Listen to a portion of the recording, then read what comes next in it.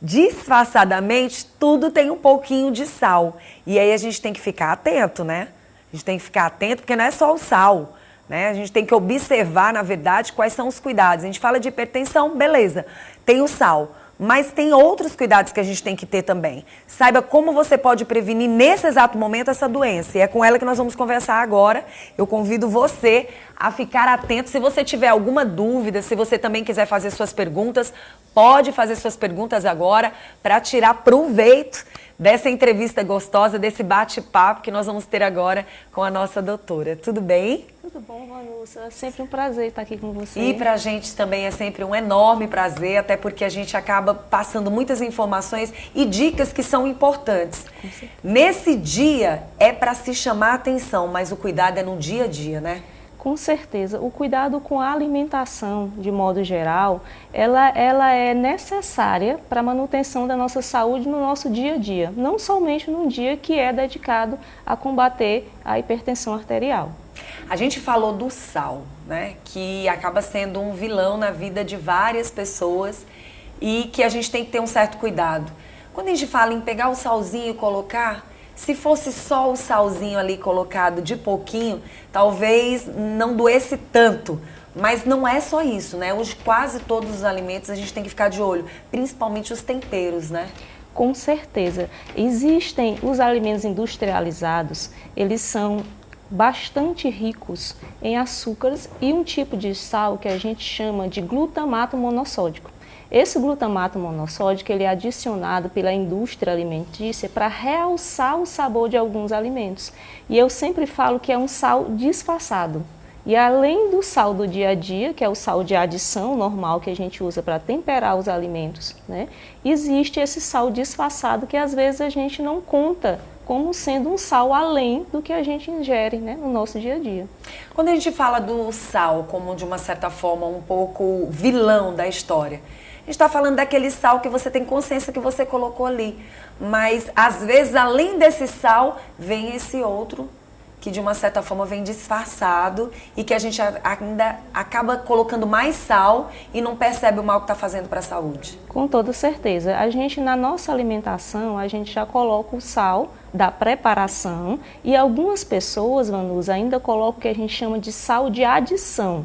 É aquelas pessoas que recebem uma preparação que para elas, no paladar delas, não está agradável em sal. E ela vai e coloca aquela pitadinha de sal, né? E esquece que além daquele sal da preparação, do sal de adição, ainda existe o sal disfarçado, que está presente principalmente nos alimentos industrializados. Bom, então vamos falar aqui de algumas dicas dos alimentos vilões, de fato, para esse problema, para essa questão da hipertensão. Certo. Alimentos que não são favoráveis para a saúde, né, do coração, para a manutenção dos níveis pressóricos normais, a gente pode citar, como eu já venho falando, os produtos industrializados de forma geral.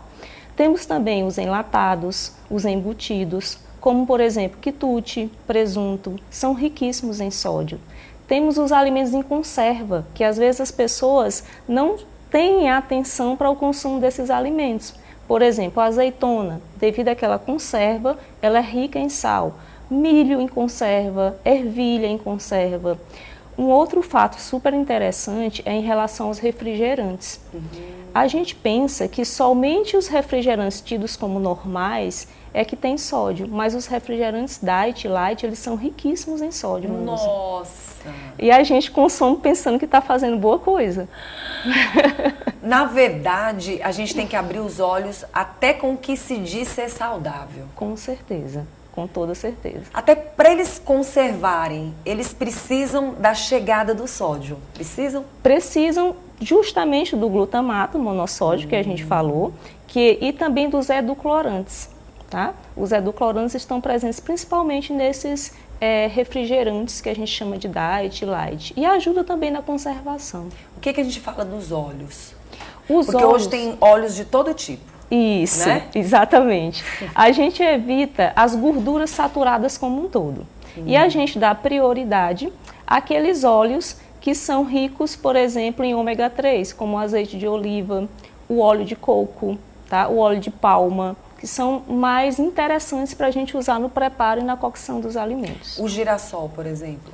O girassol é um óleo que ele não tem um teor de colesterol elevado, porque é um óleo vegetal, né? Ele pode ser usado desde que na quantidade é esperada, não exagerar.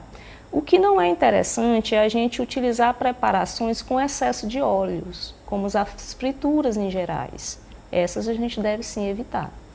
Vamos lá para as bolachinhas.